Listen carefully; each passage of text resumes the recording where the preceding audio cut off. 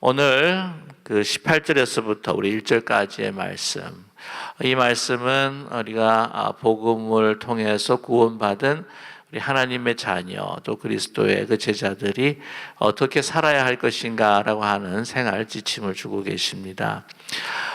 우리가 복음으로 이제 구원을 받고요. 또 복음이라고 하는 것이 우리에게 생명을 주는 그 놀라운 능력이다. 그것을 이제 골로새서에는요, 이것이 하나님께서 창세 전부터 또 계획하신 하늘의 비밀이다라고 이렇게 말씀을 하고 있습니다. 이러한 그 비밀, 하나님의 지혜가 충만하게 담겨 있는 이 진리라고 하는 것을 우리가 알고 그것을 받아들일 뿐만 아니라 중요한 것은요, 이 진리를 우리가 구체적으로 삶에서 실천하는 데 있다라고 하는 것입니다.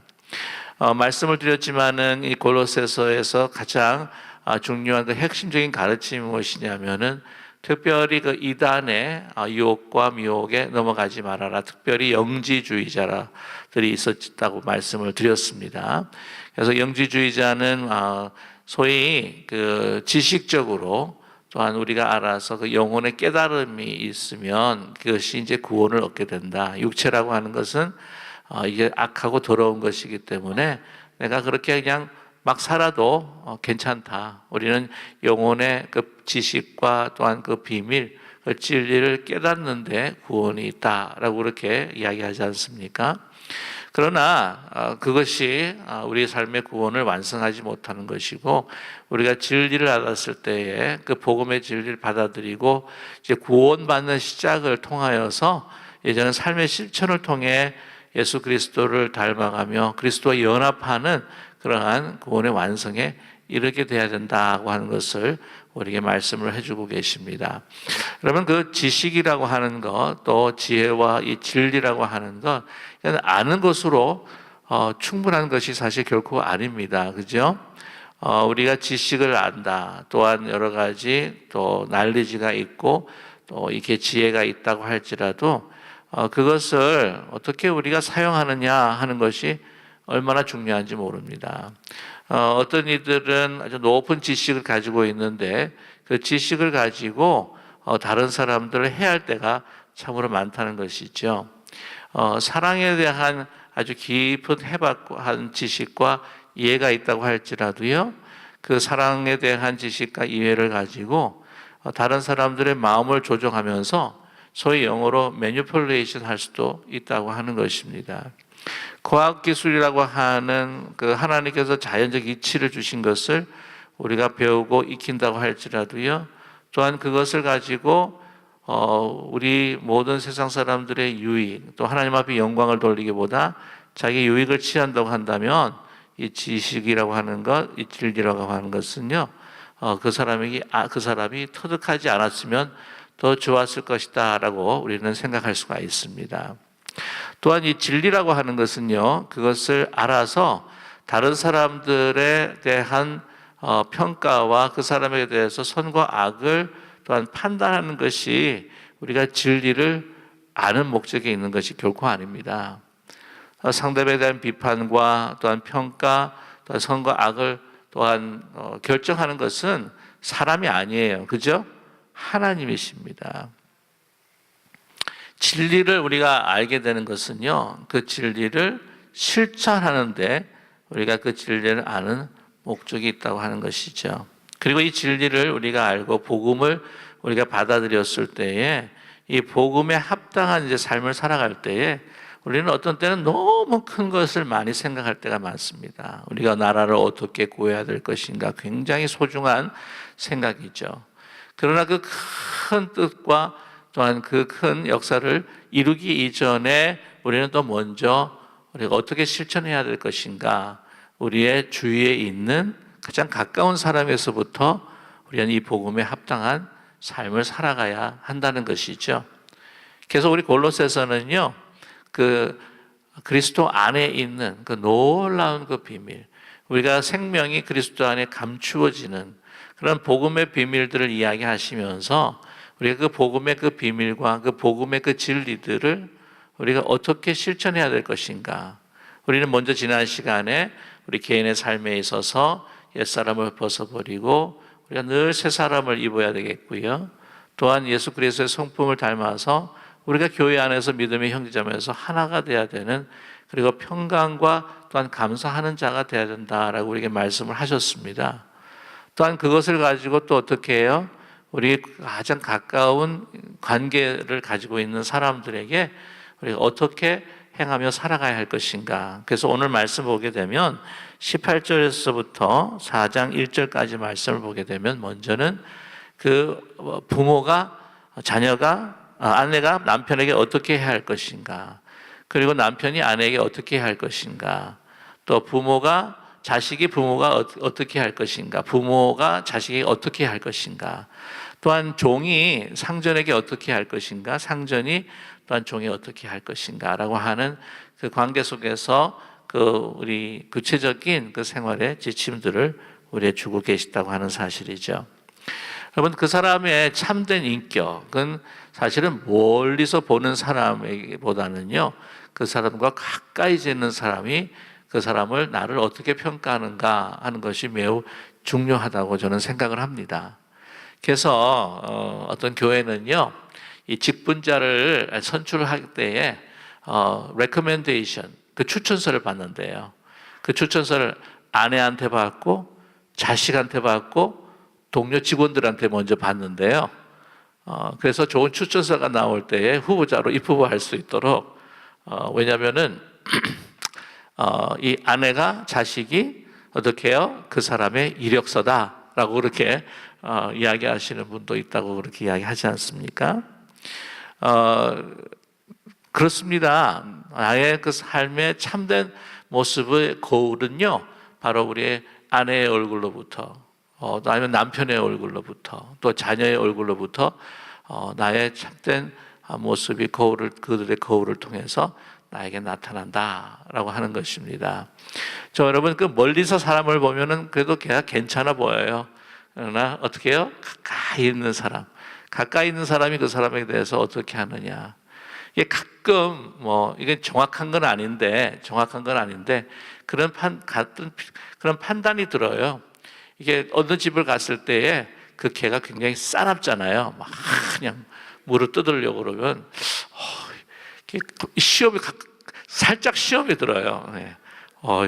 주인 닮았나 하는 생각도 들고 너무 그러니까 막 반갑게 맞이하고 막 하스피탈리티를 막 보여주는 개면 이거 주인이 괜찮은가 보다 하는 생각도 들게 된다고 하는 것이죠. 자, 여기서 오늘 말씀을 보게 되면은요, 이 복음의 진리를 가지고 아름다운 화해와 또한 평화의 관계를 또 유지하는 것을 우리에게 말씀해 주고 있습니다. 오늘 18절에서부터, 오늘 3장 18절에서부터 4장 1절까지의 말씀을 이제 쭉 이렇게 보게 되면은요, 이건 서로 관계 속에서 다투지 말아야 하는 거구나, 서로 잘 지내라고 하는 이야기구나 하는 생각이 들긴 들어요. 그런데 여러분, 그러니까 말하자면 부부싸움 하지 말라, 자녀들과도 싸우지 말라, 그런 이야기를 하는 것 같은데, 혹시 여러분 아직도 아직 그 부부가 되신 분들은 싸우시나요? 부부싸움 하시나요? 부부싸움 하는 것도요, 감사하게 생각해야 된다고 합니다. 힘이 있어서 부부싸움을 하는 것이고, 두 번째는 남편과 아내의 관계가 그래도 동등하기 때문에 싸운대요.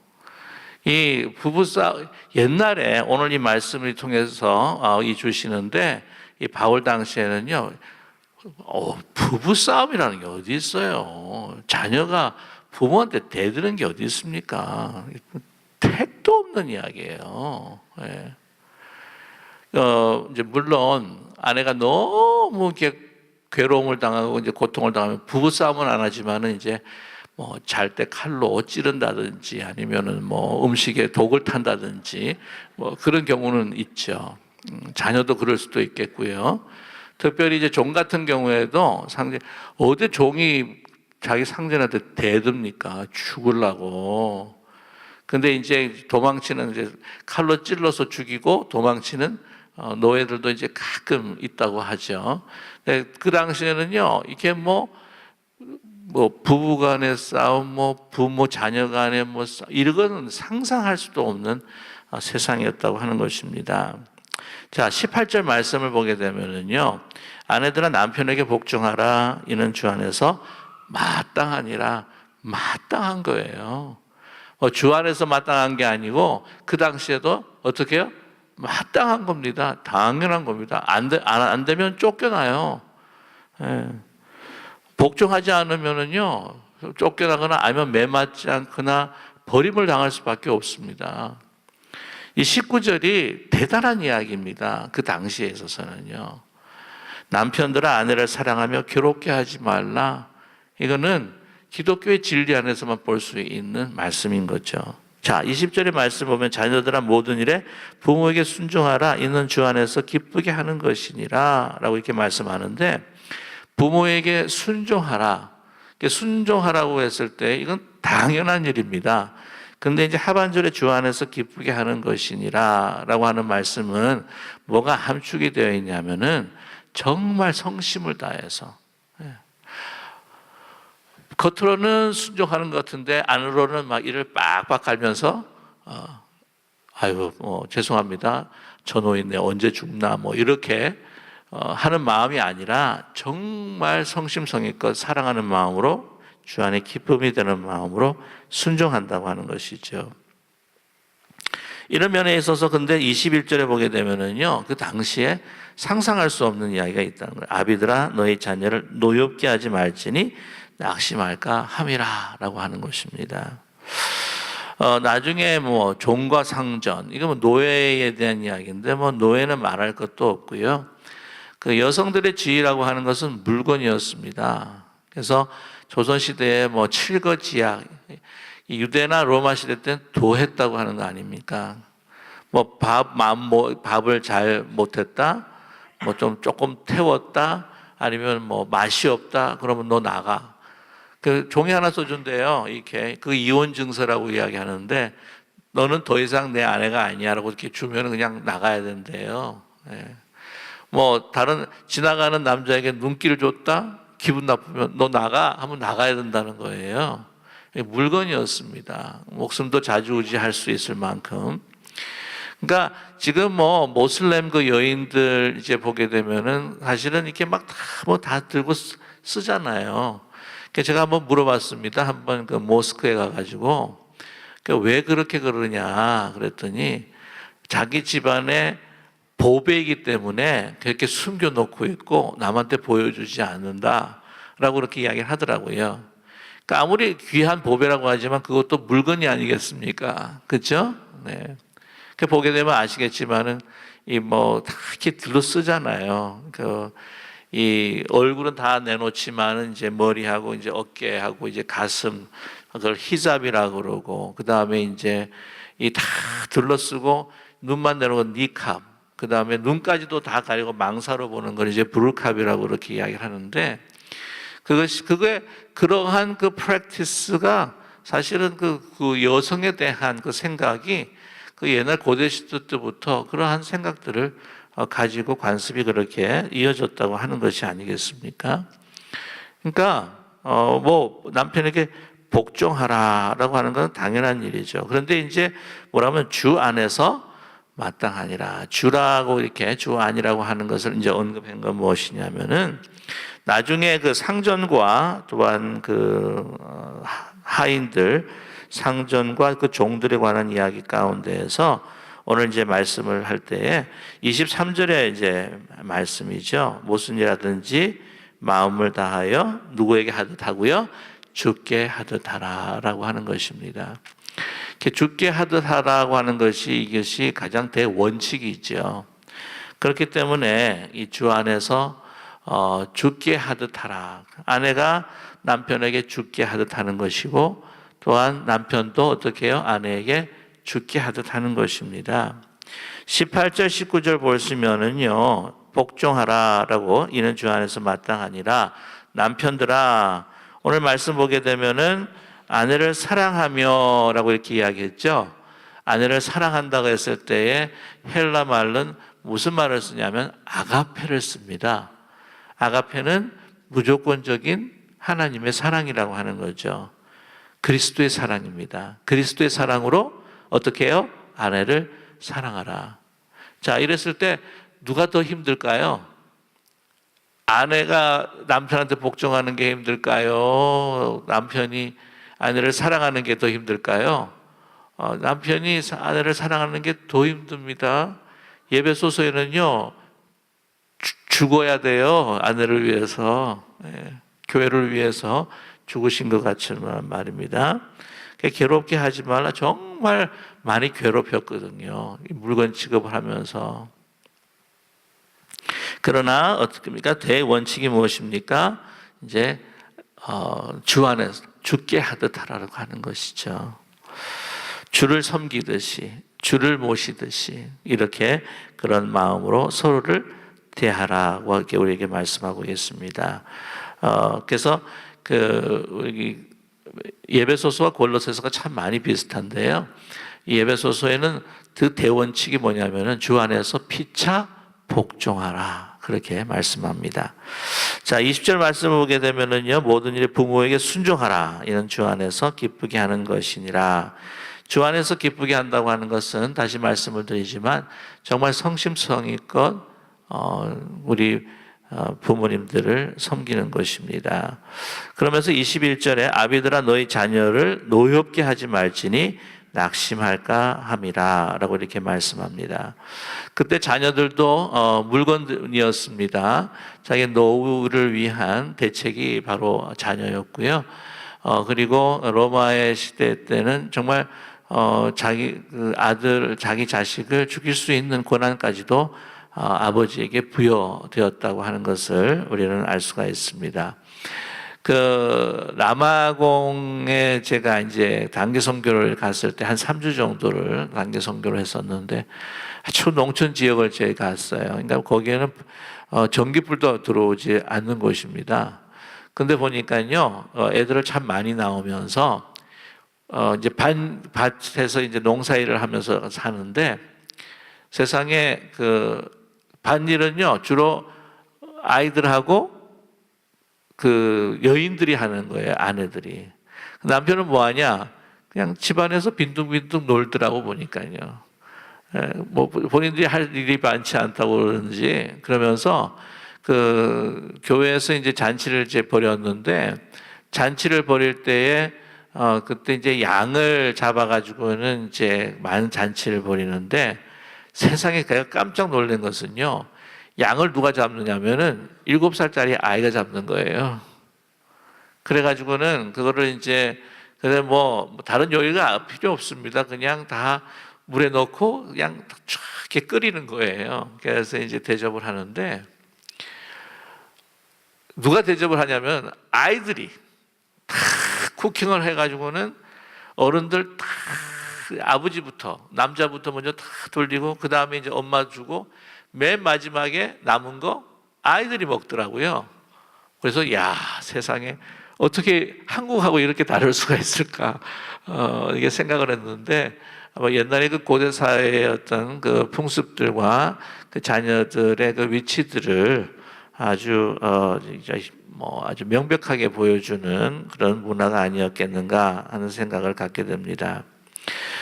그러나 그들에게 어떻게 하라고요? 노엽게 하지 마라. 그리고 낙심살까 함이라. 중요한 것은 뭐냐면 그들도 물건이 아니다. 인격으로 생각을 해서 정말 우리 아이들도 어떻게 해요? 주를 모시듯이 섬겨야 하는 그러한 우리의 귀한 존재다라고 하는 것을 말씀해 주고 있습니다. 오늘 22절에서부터 1절까지 꽤 많은 분량을 통해서 우리에게 말씀을 해주고 계십니다.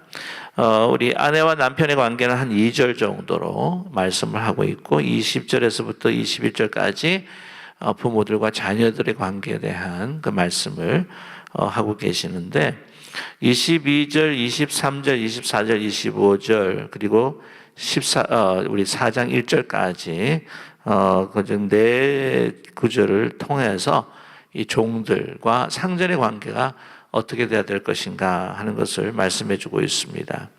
다시 말씀을 드리지만은요, 오늘 그 상전들에게 이야기하는 그 1절의 말씀, 상전들아 의와 공평을 종들에게 베풀지니 너희에게도 하늘의 상전이 계심을 알지어다 라고 이렇게 말씀을 하고 있습니다. 의와 공평으로 너희 그 종들을 대하여라.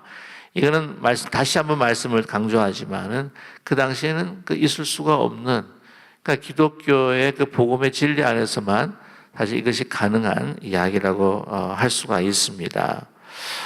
그러면서 상전들에게 이야기하는 것은 뭐냐면 이 25절의 말씀 가운데에 불의를 행하는 자는 불의와 보응을 받으리니 주는 사람을 어떻게 해요? 외모로 취하심이 없다라고 이렇게 말씀합니다. 하나님께서 우리 모두를 어떻게 해요? 동일하게 보시는 하나님이시다라고 하는 것이 아니겠어요, 그죠? 종이나 상전이나 하나님 앞에서는 그 신분이나 외모나 정치적인 위치나 경제적인 위치를 다 따지지 아니하고 똑같이 보신다.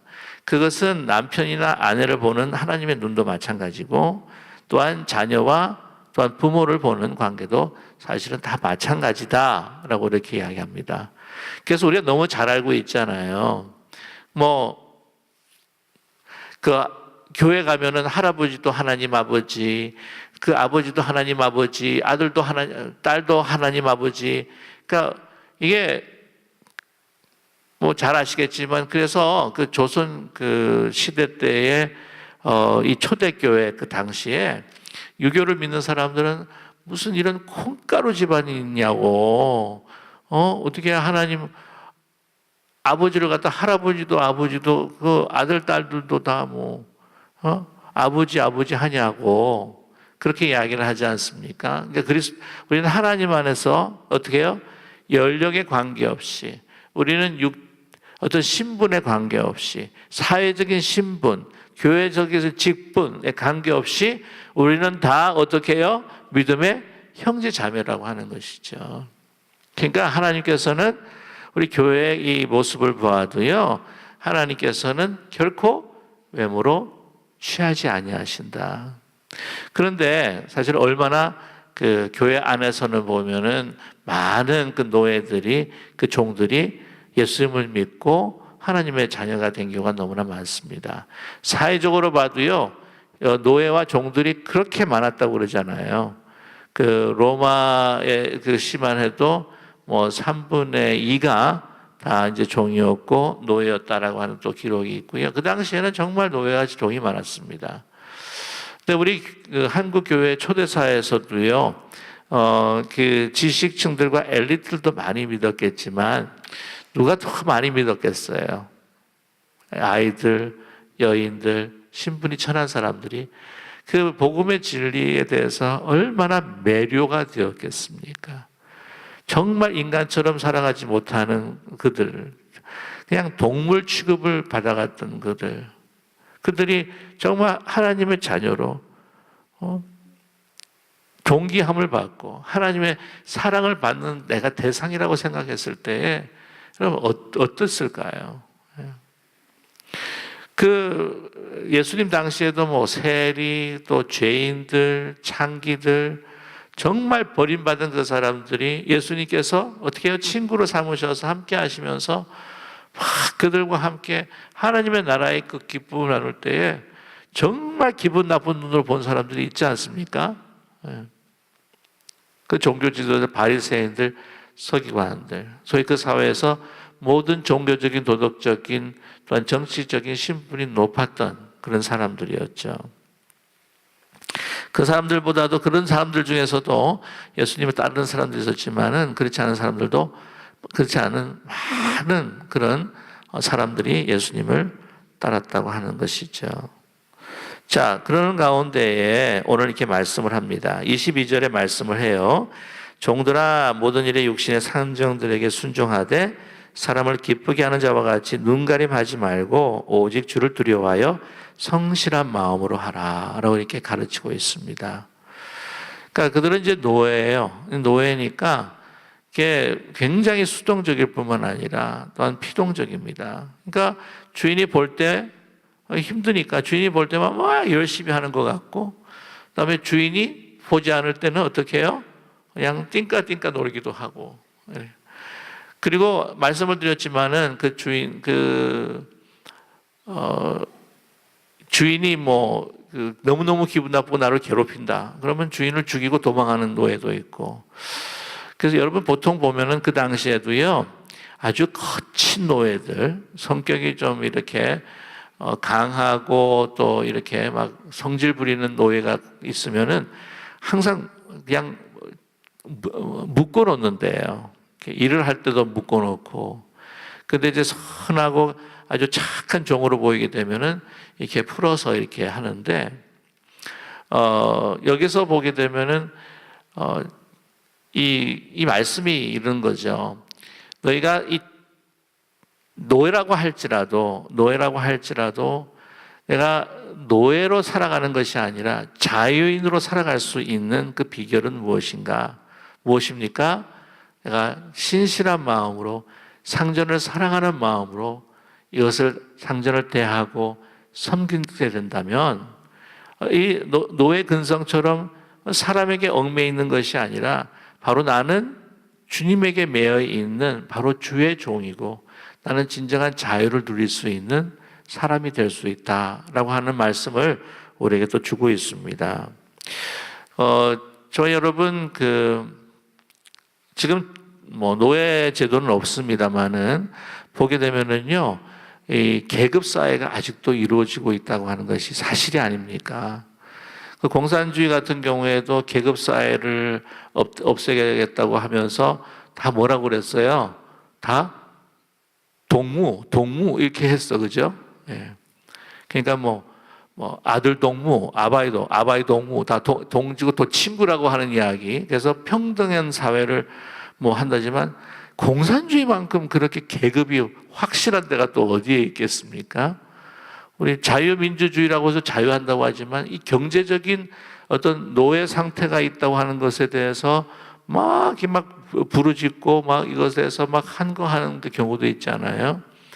이 자본주의 사회 같은 경우에는 정치적인 노예제도, 사회적 노예제도는 없지만은 보면 경제적인 노예제도, 어떤 직장에서의 상전과 또 부하 직원의 관계, 또한 가난한 자와 또한 아주 부유한 자들과의 어떤 그런 보이지 않는 그러나 너무나 얽매여 있는 그 계급, 또한 보면 우리가 어떻습니까? 자유인이 되지 못하고 노예가 될 수 있는 것은 바로 이 모든 세상 사람들이 다 좋아한다고 하는 돈으로 인해서 어떻게 내가 돈 받으니까 어쩔 수 없이 일을 하게 된다고 한다면, 돈 받으니까 나에게 돈을 주는 사람에게 눈치를 보면서 그 사람이 보면은 열심히 일하고 그 사람이 보지 않으면은 그냥 놀고, 그렇다 된다면은요, 이거는 돈의 노예가 되고 또한 그 돈을 지급하는 사람에게 노예가 될 수밖에 없는 수동적 인간이 될 수밖에 없다는 것이 아니겠습니까? 근데 그게 아니라 정말 자유인으로 내가 이 세상과 돈과 어떤 것에 속해 있는 노예가 아니라 진정한 하나님께서 주신 그 기쁨과 자유를 가지고 이제는 나는 이 세상의 종이 아니라 누구의 종이에요? 그리스도의 종, 하나님의 종으로서, 자유인으로서, 정말 자유인으로서 살아갈 때에 다른 사람 눈치 보는 노예가 아니라 정말 모든 대상을 주를 섬기듯이 그 사랑으로 우리가 진심으로 섬길 수만 있다면 저와 여러분 정말 우리는 그리스도의 종이 되고 그리스도의 종으로서 복음에 합당한 생활을 할 때의 기쁨과 우리의 생명이 우리의 삶 가운데 넘치게 될 줄로 분명히 믿습니다. 저는 그런 생각이 들어요. 이게 100% 순수할 수는 없겠지만 우리 그리스도인들에게서 가장 큰 적 중에 하나는 위선이라고 생각을 합니다. 우리의 마음과 우리의 삶의 모습의 표현이 다르다고 하는 것. 그것은 노예의 모습이라고 하는 거죠. 나의 욕심을 채우려고 하지만 결국에는 다른 사람들을 눈을 두려워하고 다른 사람들이 인정받기 위해서 내가 밖으로는 이렇게 체하지만 그러나 마음과 그렇지 않고 내가 뭔가를 더 얻기 위해서 그것에 얽매여서 정말 진리가 아닌 것들을 우리가 생각을 하면서도 하는 것처럼 나타내는 그러한 위선적인 행동이라고 하는 것.